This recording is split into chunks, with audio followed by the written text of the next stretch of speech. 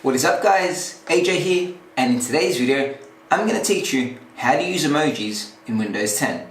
Emojis are a great way to convey meaning and expression, and we use it all the time in our phones and our tablets, but very rarely do people know how to use them on their computer. Today I'm going to teach you how simple and easy it is to add emojis anywhere you're typing in Windows 10. Alright, you ready? Let's get into it. To record emojis in Windows 10 is really simple. You're essentially just pressing the Windows and semicolon key anywhere that you can type. So let's go through some examples.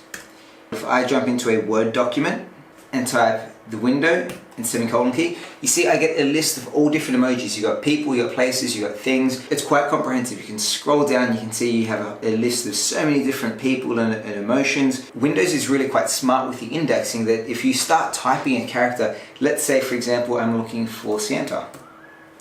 Cool, so we have Santa, and maybe we want to add in a heart symbol.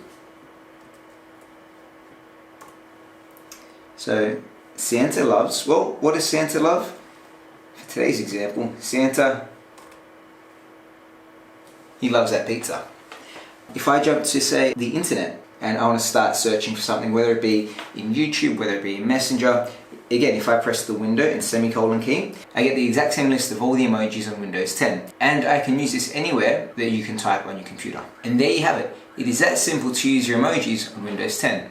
So next time you're using, say, Facebook Messenger, Instagram, WhatsApp, whatever it is on your PC, why not drop in an emoji?